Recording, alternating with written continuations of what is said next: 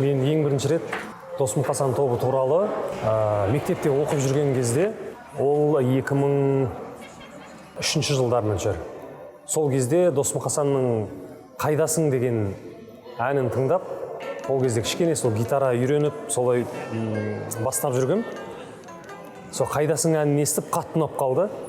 Сол «Қайдасың» әнін өзімше гитараға жаттап, сөйтіп айтып жүрдім. Сосын әкемнен сұрадым, бұл кімнің әні деп.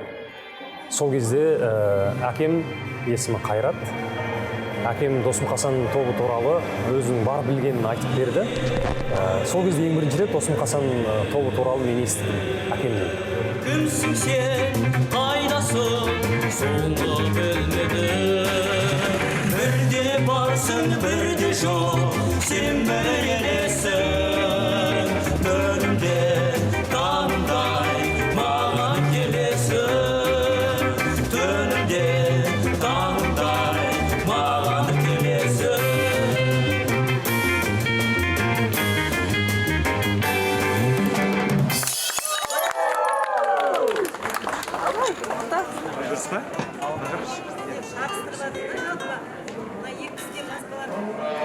Досым Хасан ансамблі бізге бала кезден таныс. Өйткені біз сол ансамбльдің әндермен былайша өстік десе де болады. Енді әке-шешеміз өстіп алған әндермен бізге ол жетті.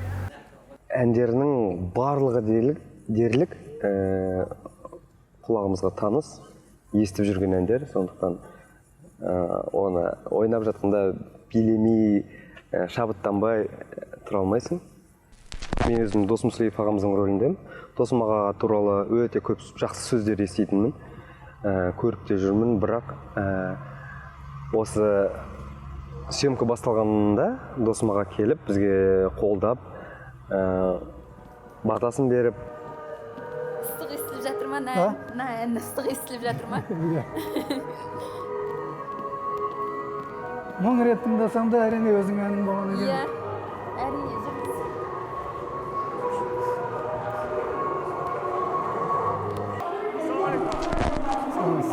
Саламатсыз ба?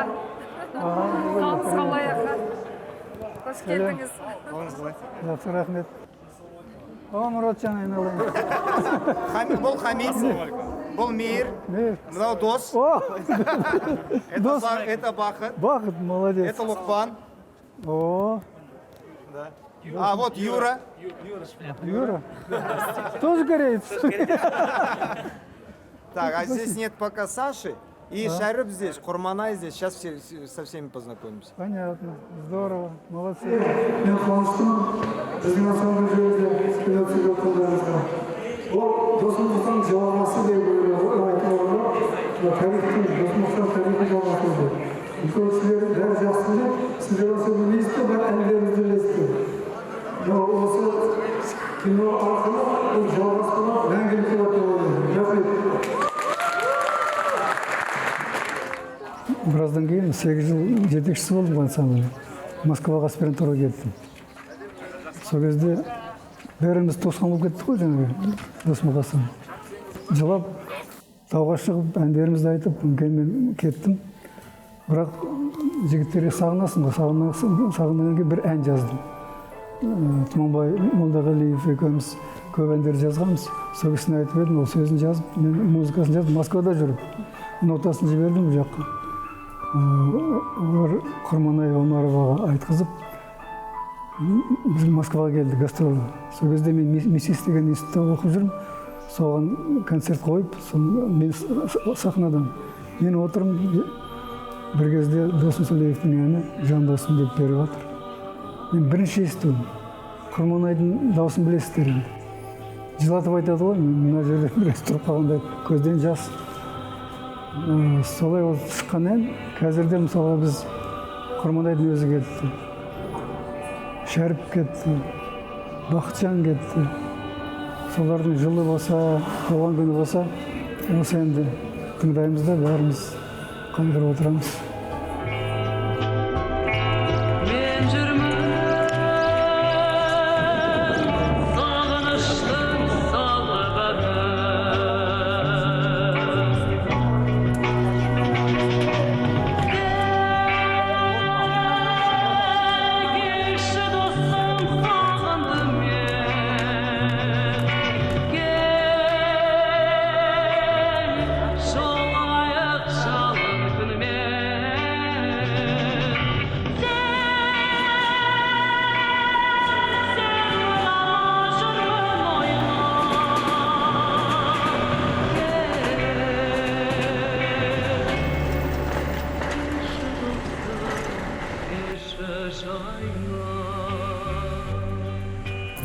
Впервые узнал я о Досмухасан, об этой легендарной группе из уст моей мамы. Дело в том, что она телеведущая, известная Гульмира Дайрабаева, и она на протяжении уже, наверное, 10 или 15 лет ведет их концерты. То есть она вела их юбилейные концерты, именно то время, когда они воссоединяются, потому что, насколько я знаю, они сейчас редко собираются вместе. Вот, и узнал оттуда.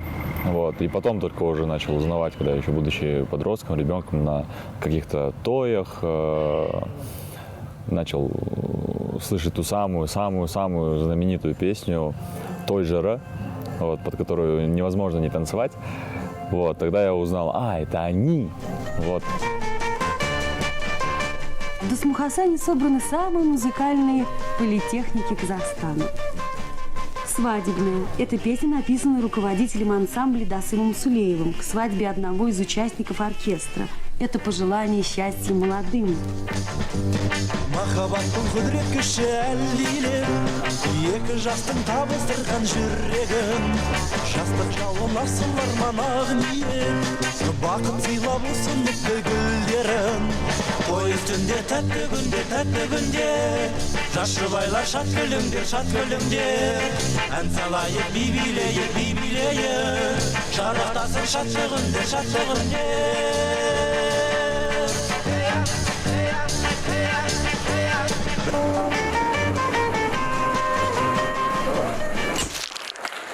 Да, потрясающий актерский состав. Сложно, наверное, собрать такой состав при других обстоятельствах, в другом фильме.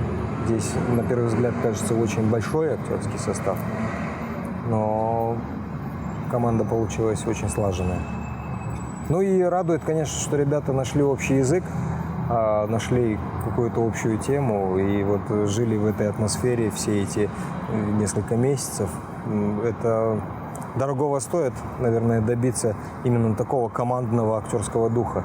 Они все делали сами вживую, и музыку играли, и дрались, и танцевали. Все это было натурально, вживую, и поэтому, я думаю, получилось очень органично именно для существования актера.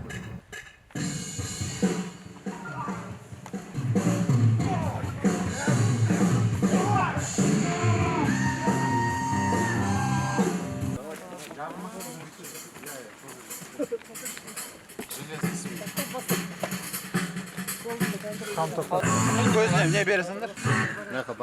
Феликс var. Tamam.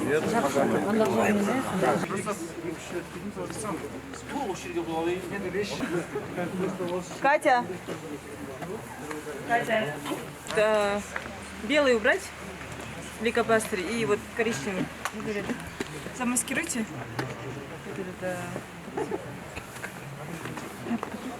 Как будете готовы, напишите.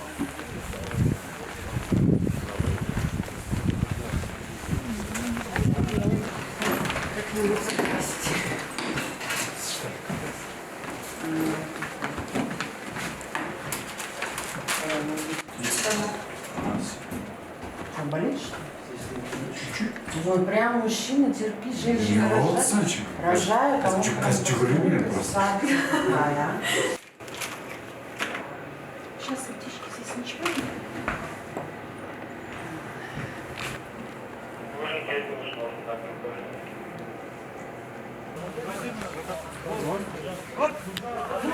Не надо.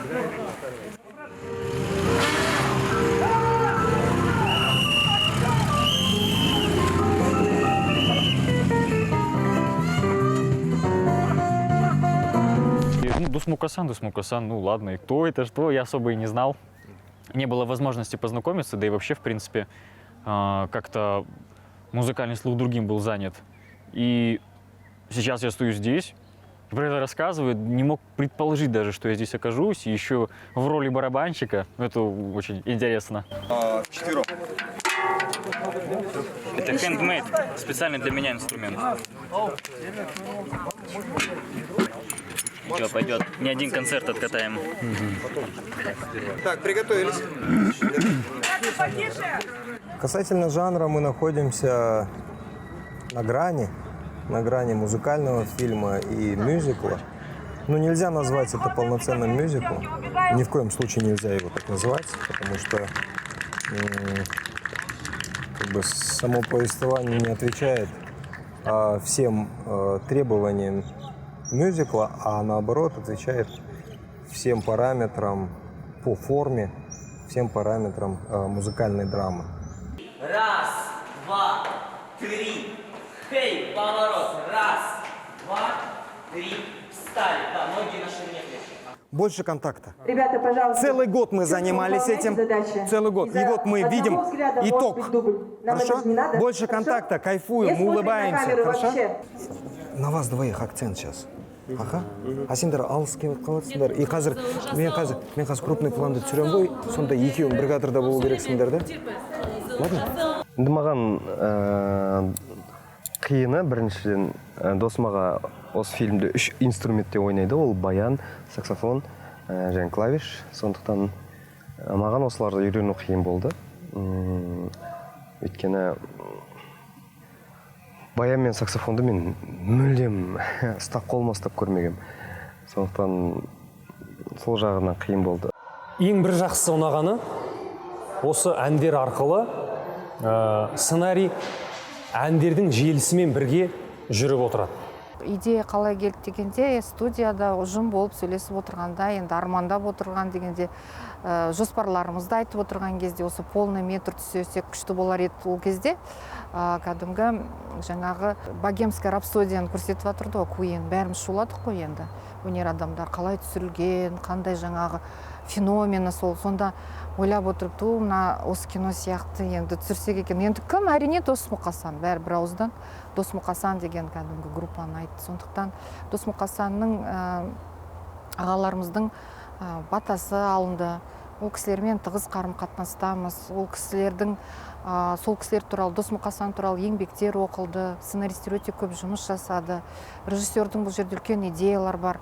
Бұл ұжымдық жұмыс, бұл жерде әрбір департамент дейміз ғой, кино саласындағы әрбір біздің қыз жігіттері осы бәріміз жабылып, осы жерге кәдімгі махаббатымызды салып жатырмыз. Міне бүгінгі күні де сағындым сені бірге айтып жатырмыз.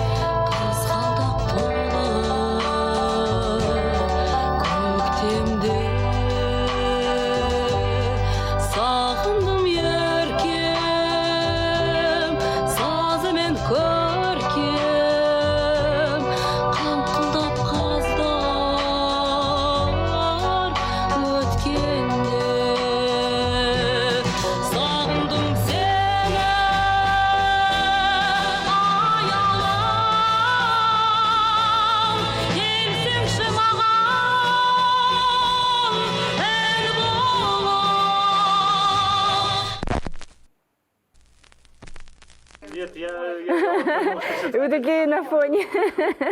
Проект был специфический, можно сказать, исторический, да, с отсылками именно к фотографиям прошлых лет именно нашей группы Досмұқасан.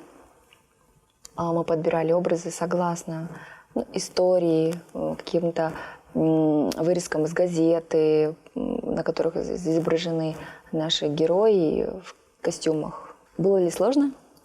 Да. Было непросто, было по-разному всегда, и особенно непросто работать с большим количеством массовки, которую тоже необходимо перевоплотить. С 67 по 72 у нас идет период, то есть у нас идет постоянное перевоплощение. Мы отшивали много костюмов, это в первую очередь концертные костюмы, это белые кремплиновые, их знаменитые костюмы, бордовые с орнаментом. Черные костюмы мы тоже им отшивали, потому что мы хотели сделать очень модные брюки.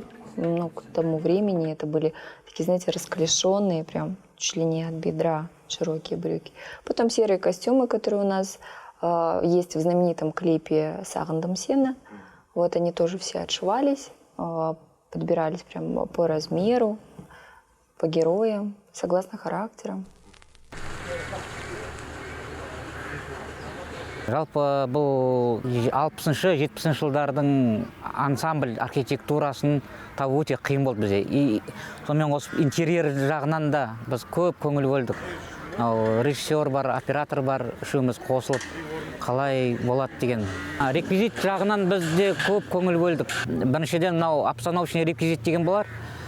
Сол жылдарғы обстановочный реквизиттердің несін біз коллекционерлерден іздедік, қазақ фильмдерінен де алдық. Сосын біз музыкальный инструменттер өте қиындау болды шамалы. Ол жылдар музыкальный инструменттері, колонка, усилитель деген заттары бар, мелкий микрофондары бар, штативтердің өздері де басқаша болған. Оны біз штативтердің, микрофондардың қарап, тебірлерін алдық, тебірлерін біз интернеттен жаңағы жасаттық 3D немен, принтермен. Каждый добавил частичку себя. Это вот на примере, условно, я сейчас на примере вот одного человека, Тамика, который, дольше. Мы с ним репетируем по тактам, как длина рельс, и вот где мы должны приостановиться, где мы должны разогнаться и так далее.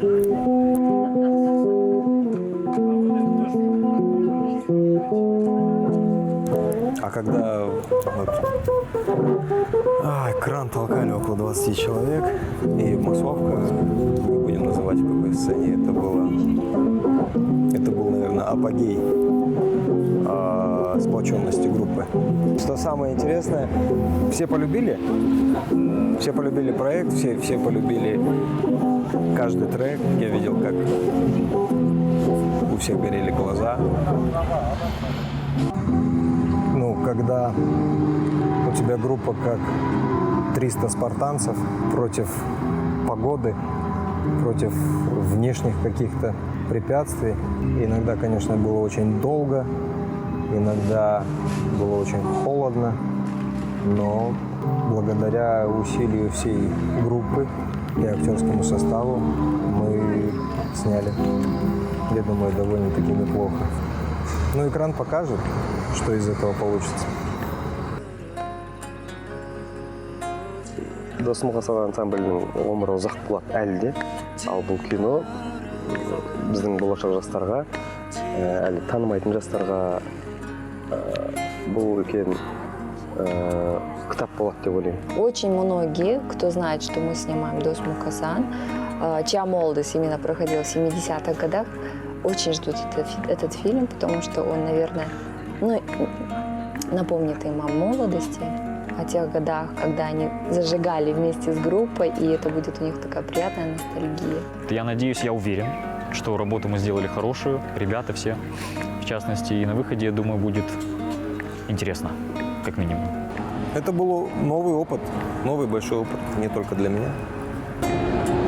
Я думаю, это такое движение к перерождению и к новому дыханию репертуара Досым Хасан. Мне кажется, эти шлягеры будут еще жить. Ребята, все молодцы, всем большое спасибо за прекрасные несколько месяцев работы. Спасибо вам большое, низкий поклон. Ура, поздравляю!